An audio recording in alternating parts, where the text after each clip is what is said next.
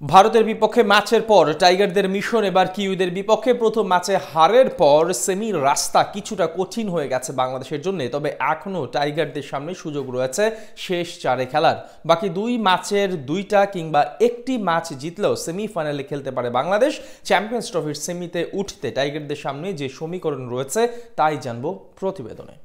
অনেক আশা প্রত্যাশা নিয়ে চ্যাম্পিয়ন্স ট্রফিতে খেলতে গিয়েছিল টাইগাররা। দেশ ছাড়ার আগে টাইগার কাপ্তান নাজমুল শান্ত জানিয়েছিলেন চ্যাম্পিয়ন হতে যাচ্ছে তার দল। যদিও শুরুটা একদমই মন মতো হয়নি বাংলাদেশের। ভারতের কাছে 6 উইকেটে হেরে আসর শুরু হয় টাইগারদের। ম্যাচ হারলেও ওই ম্যাচ থেকে অনেকগুলো পজিটিভ দিক খুঁজে পেয়েছে বাংলাদেশ। তার মধ্যে অন্যতম তাওহিদ হৃদয় আর জাকের আলীর লড়াকু ব্যাটিং।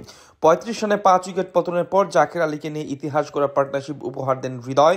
জাকের আলী সেঞ্চুরির দেখা না পেলেও হৃদয় ঠিকই তুলে নেন ক্যারিয়ারের প্রথম সেঞ্চুরি। শেষ দিকে রিশাদ হোসেনের ক্যামিওতে 228 রানের পুঁজি পায় বাংলাদেশ। ভারতের বিশ্বসেরা ব্যাটিং লাইন আপের জন্য এই রান চেইজ করা ছিল সময়ের ব্যাপার মাত্র, কিন্তু বল হাতে দারুণ লড়াই করে টাইগার বোলাররা, বিশেষ করে দুই স্পিনার ছিলেন ভীষণ কার্যকরী। মেহেদী মিরাজ উইকেটের দেখা না পেলেও 10 ওভারে 3.70 ইকোনমিতে দিয়েছেন মাত্র 37 রান। আর স্পিনার রিশাদ ছিলেন দলের সেরা বোলার। 10 ওভারে মাত্র 38 রান দিয়ে তুলেছেন বিরাট কোহলি আর আকসের পাটেলের উইকেট। তার দারুণ বোলিংয়ে একটা সময় জয়ের স্বপ্ন দেখছিল বাংলাদেশ। ভারতের বিপক্ষে ম্যাচ শেষ করে এখন টাইগাররা পৌঁছেছে পাকিস্তানের রাওয়ালপিন্ডিতে, যেখানেই 24 ফেব্রুয়ারি নিউজিল্যান্ডের বিপক্ষে গ্রুপ পর্বে নিজেদের দ্বিতীয় ম্যাচ খেলতে নামবে বাংলাদেশ।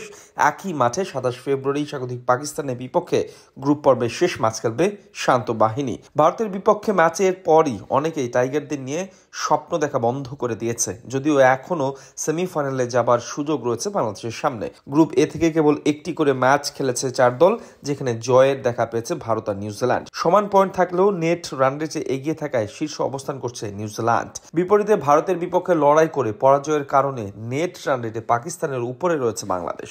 একটি করে শেষ ম্যাচে টাইগারদের অবস্থান 3 আর পাকিস্তানের অবস্থান সবার নিচে। সেই হিসেবে কিছুটা সুবিধাজনক অবস্থানে রয়েছে টাইগাররা।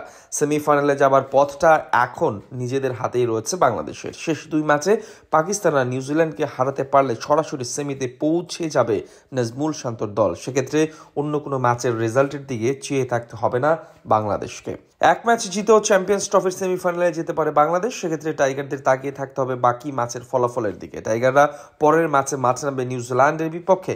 কিউদের বিপক্ষে মাঠে নামার আগে বেশ আত্মবিশ্বাসী টাইগাররা, কেননা দলটির বিপক্ষেই 2017 সালের চ্যাম্পিয়ন্স ট্রফিতে দারুণ এক ম্যাচ জিতে সেমিফাইনালে পা রেখেছিল বাংলাদেশ। ওয়ানডেতে দুই দলের পরিসংখ্যানও সাহস যোগাবে বাংলাদেশকে। টেস্ট খেলুড়ে দেশের মধ্যে ওয়ানডেতে জিম্বাবুয়ে আর উইন্ডিজের পর সবচেয়ে বেশি জয় এসেছে কিউদের বিপক্ষে। রাওয়ালপিন্ডিতে কিউদের হারিয়ে সেমিফাইনালের পথে এক পা দিতে চাইবে বাংলাদেশ।